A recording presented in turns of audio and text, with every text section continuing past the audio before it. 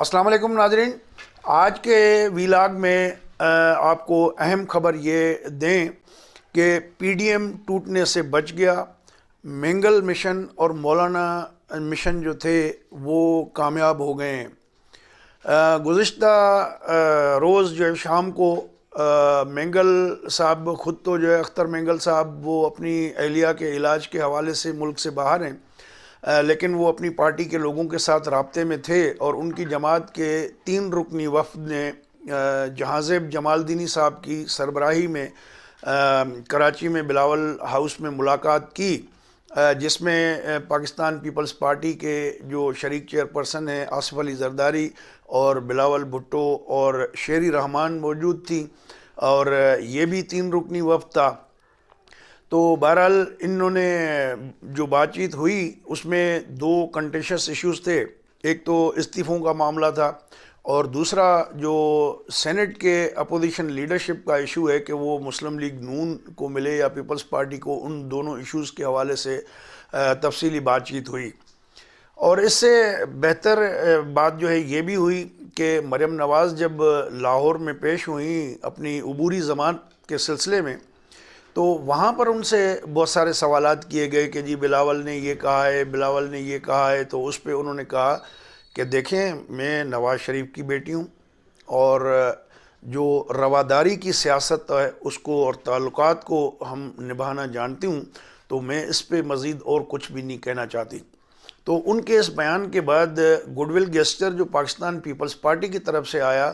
انہوں نے بھی یہ اعلان کیا کہ قمر زمان قاہرہ کی سربراہی میں جو پاکستان پیپلز پارٹی کا وفد ہے اور کارکنوں کا بڑا ہجوم، وہ شریک ہوگا 26 تاریخ کو نیب لاہور میں جب مریم نواز پیش ہوں گی۔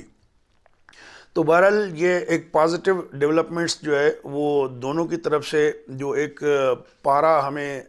چڑھتا ہوا نظر آ رہا تھا، اختلافات کی خلیج بڑھتی ہوئی نظر آ رہی تھی، فی الحال اس میں وہ معاملہ تھم گیا ہے، اور دونوں جانب سے جو ہے اس کے لیے کوششیں ہوئیں۔ آج 25 تاریخ کو جمعرات کا دن جو ہے وہ لاہور آئیں گے مینگل مشن کے لوگ، اور جو بھی انہوں نے بات چیت کی ہے زرداری صاحب کے ساتھ، بلاول کے ساتھ، وہ باتیں جو ہے وہ پہنچائیں گے، پیغام ان کا مسلم لیگ نون کی قیادت کو۔ تو مریم نواز اور جو مسلم لیگی قیادت ہے ان کے ساتھ جو ہے وہ بلوچستان نیشنل پارٹی کا 3 رکنی وفد ان سے ملے گا،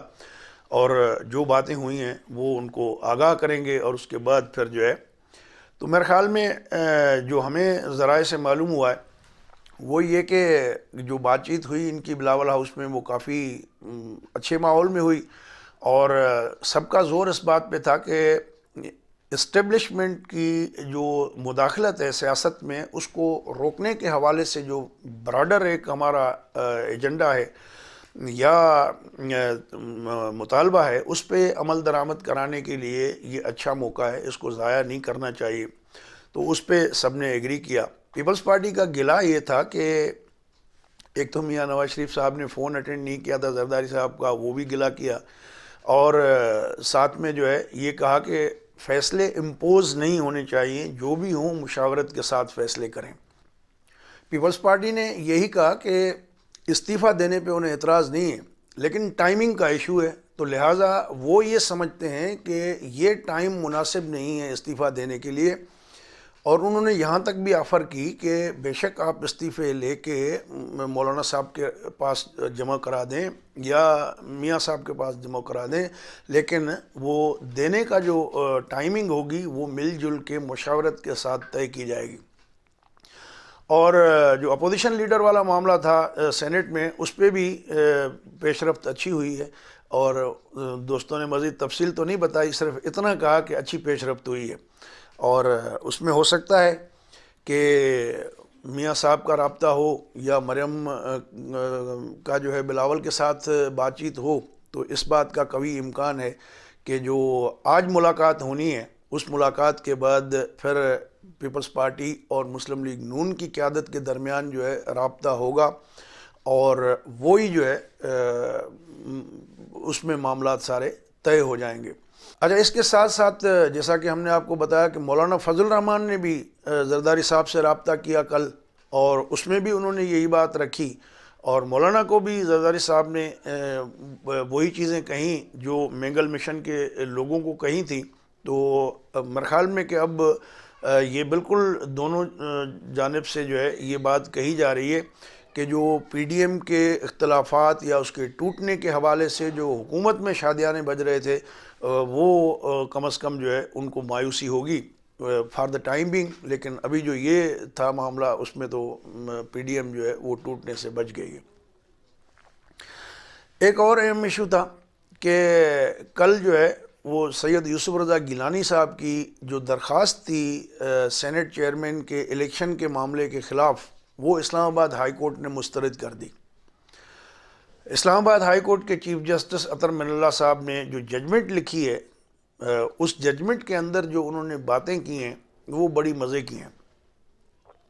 وہ یہ کہتے ہیں کہ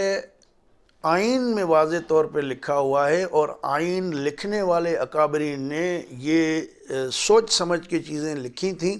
اور جو پارلیمانی پروسیڈنگز ہیں ان کو کسی عدالت میں چیلنج نہیں کیا جا سکتا. اور یہ سیاستدان اپنی میچورٹی کی وہ بات کریں، اور جو ان کے پاس آئین کے اندر ایک ریمیڈی اویلیبل ہے اس ریمیڈی کو اویل کرتے ہوئے آپ نو کانفیڈنس موشن لے آئیں تو ریزولیشن اس طرح کا پاس کرا سکتے ہیں، تو اس میں اکثریت ثابت کر سکتے ہیں. تو انہوں نے ان کو واپس پارلیمان کی راہ دکھا دی ہے. تو اس پہ پیپلز پارٹی والے دوست تو مایوس ہوں گے ڈیفینیٹلی کہ ان کو ایک ہی دن میں درخواست جو ہے مسترد ہو گئی، لیکن یہ لانگ ٹرم کے لیے پاکستان کی پالیٹکس کے لیے اچھی بات ہوئی ہے.